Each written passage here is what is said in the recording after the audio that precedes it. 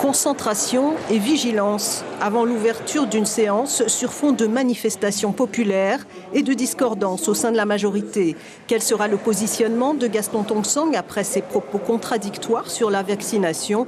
Dans les rangs de l'opposition, on s'interroge.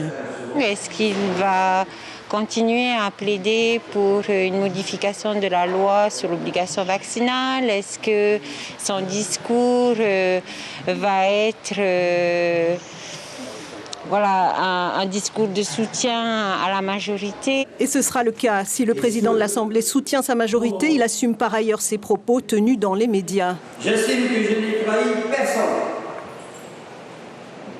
ni mon groupe, ni les instances dirigeantes de mon parti, ni même mes collègues mêmes.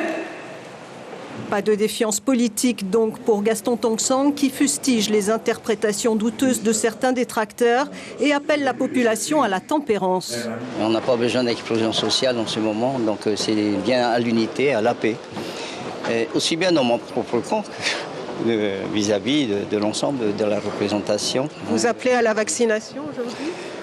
Non, j'ai toujours été pour la vaccination, j'ai jamais été contre. J'ai un cas particulier, qui est peut-être le cas de certains, notamment ceux qui sont immunisés naturellement, parce qu'on oublie souvent cela. Et pourtant, ils sont des milliers de personnes qui ont contracté le Covid et qui, par définition, ont pu développer une défense. L'immunité, elle ne dure pas éternellement. Mais apparemment, le vaccin non plus.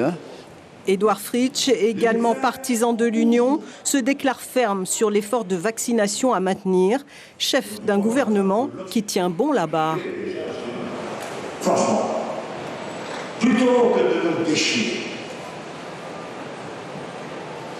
j'appelle de mes voeux à plus de cohésion. J'appelle de mes voeux à plus de raison, afin que nous fassions blanc contre cet ennemi redoutable. Au cœur de cette tempête, nous, le gouvernement, tenons d'une ferme gouvernail de notre pays. Le président du pays annonce un budget à priorité sociale dans un discours largement applaudi par une majorité qui se veut unie contre vents et marées.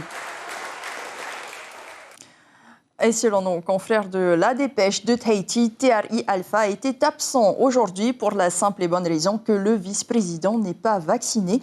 De retour de métropole cette semaine, il doit observer une période de quarantaine. Alors, si la promotion du vaccin faite par le président du pays ne convainc pas au sein même de son gouvernement, difficile de se faire entendre par le peuple. Ceux-là ne sont pas persuadés. 600 manifestants ont investi Tarahui pour afficher leur opposition à la vaccination obligatoire. Ils ont été entendus et ont obtenu des réponses sur certaines revendications. Mais comme Saint-Thomas, ils ne croiront que ce qu'ils verront. Nicolas Suir, Hiro Terorotua. Nous sommes bien sûr contre l'obligation vaccinale. Nous ne sommes pas forcément tous contre la vaccination. Des manifestants nombreux ce matin pour un jeudi. 600 selon la police. Les représentants du collectif contre l'obligation vaccinale ont été reçus en fin de matinée par le président de l'Assemblée ainsi que par les présidents des 3 groupes politiques. Après plus de 2 heures de réunion, ils obtiennent gain de cause sur les 4 points de revendication.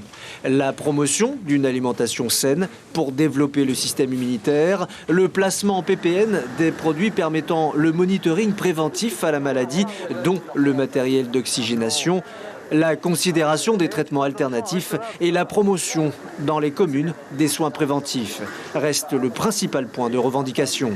Le président du pays a déjà tenu compte des démarches du retrait de cette obligation en précisant que le pays n'applique pas cette obligation jusqu'à la décision du Conseil d'État. Parmi les manifestants ce matin, certains ont spécialement pris une journée de congé. J'ai pris une journée de congé parce qu'aujourd'hui, c'est capital de se lever contre cette obligation vaccinale. Je suis contre l'obligation vaccinale. Je ne suis pas contre le vaccin. Mais cette obligation a des répercussions professionnelles dans plusieurs corps de métier. Dans le collectif, Richard Touheyava, représentant de l'Assemblée de Polynésie, a posé une question écrite au président du pays il y a une semaine. Il l'interroge sur le favoritisme envers le vaccin pour résoudre la crise, alors qu'il existerait d'autres médicaments ayant prouvé leur intérêt en France. Il dit s'appuyer sur un rapport interparlementaire du 6 juillet de cette année. On n'a pas équilibrer les choses et offrir une même communication de même niveau avec les mêmes moyens et la même énergie en faveur de traitements médicaux, de vrais médicaments qui disposent d'autorisation temporaire d'utilisation en France par l'ANSM, l'Agence nationale de sécurité du médicament. La réponse du président de la Polynésie française, quand il répondra, alimentera le recours du représentant devant le Conseil d'État. Les membres du collectif sont conscients de n'avoir obtenu aujourd'hui que des accords verbaux. Ils attendent désormais des actes. L'information en continu sur Polynésie la première, Internet et réseaux sociaux.